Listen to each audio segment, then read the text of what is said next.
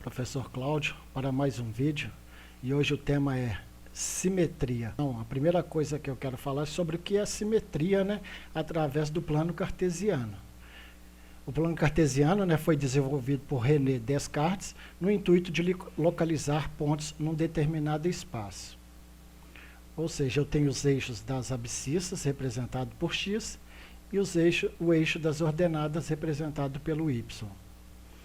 Se eu colocar aqui os pontos 2 e 1, o 2 sempre é o x e o 1 sempre o y, ou seja, deste lado de cá sempre o x e do outro lado sempre o y. Representando no plano cartesiano, eu terei aqui 2 para x e 1 para y.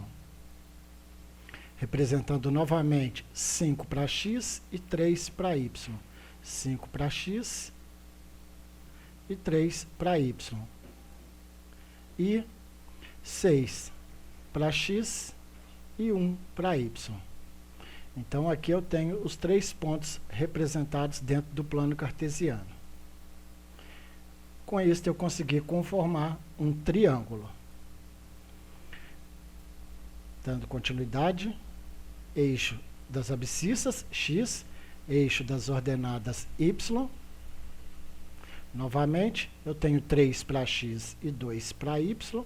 Então, eu tenho 3 para x e 2 para y.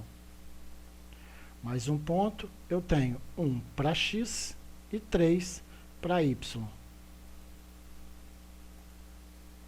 Tenho 2 para x e 4 para y. Então, 2 para x e 4 para y.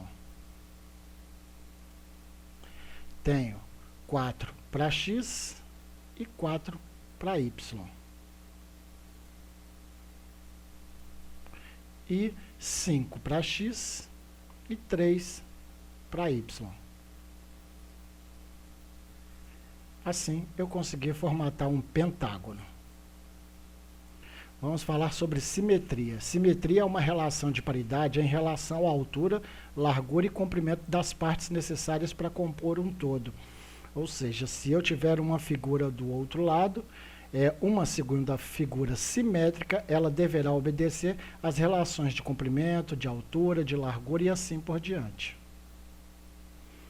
Se eu pegar aqui a borboleta monarca, e partir uma borboleta monarca, uma vez que eu espelhar esta imagem, eu terei o restante da borboleta.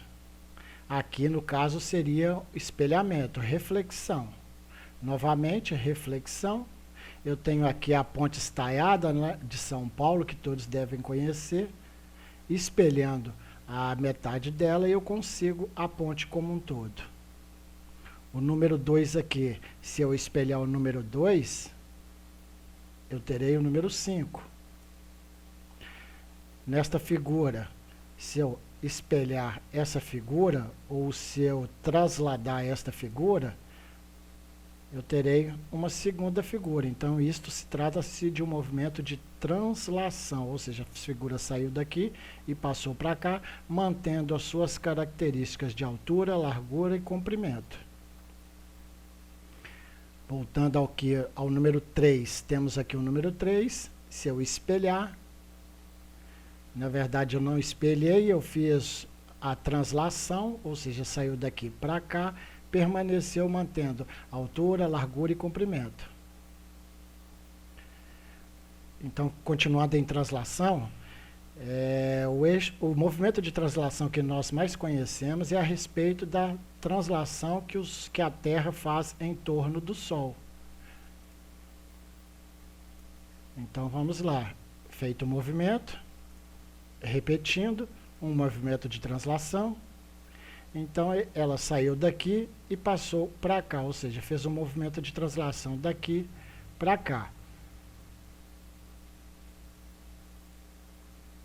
Num tabuleiro de damas, o movimento das peças da dama, no movimento de translação. Ou seja, a translação é sair de um ponto inicial e chegar até um ponto final. Diagonal, reto, para cima, para baixo, para a direita, para a esquerda e assim por diante.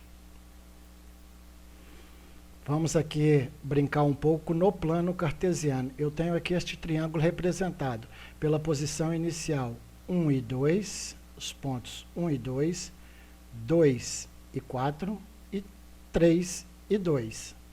Se eu quiser mudar esta figura, trasladar ela para um outro local, fiz a translação dessa figura e agora ela obtém novos pontos, ou seja, saiu de uma posição inicial para uma posição final. E a posição final, os pontos 4 e 2, 4 para x e 2 para y, 5 e 4, 5 para x e 4 para y, e 6 para x e 2 para y. Vamos trasladar esta figura também no plano cartesiano. Ela saiu do ponto inicial 1 e 3, né? 1 e 3, 1 e 4, 2 e 3. Vamos fazer a translação dessa figura e ela terá novas coordenadas para uma posição final. 1 e 0, 1 para x e 0 para y. 1 e 1, 1 em x e 1 em y. E 2 e 0, 2 para x e 0 para y. Vamos para uma atividade. Na primeira questão aqui, indique os pontos iniciais e finais da figura abaixo no plano cartesiano. Então, se eu buscar indicar os pontos iniciais e finais, eu tenho aqui 1 para x e 2 para y. Depois eu tenho 1 e 4, 1 para x e 4 para y. Tenho 2 e 4, 2 para x e 4 para y. Temos 2 para x e 3 para y.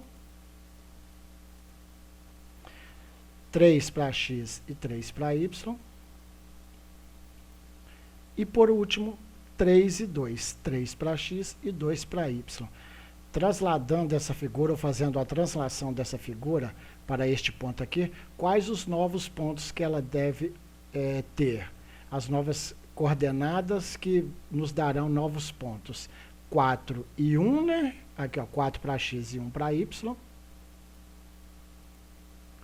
4 e 3, 4 para x e 3 para y. 5 e 3, ali representado. 5 e 2, ali representado. 6 e 2. E por último, 6 e 1. Bom, o que eu tinha para mostrar hoje é isso. Espero que vocês tenham gostado, que eu possa ter ajudado a esclarecer algumas dúvidas e até o próximo vídeo.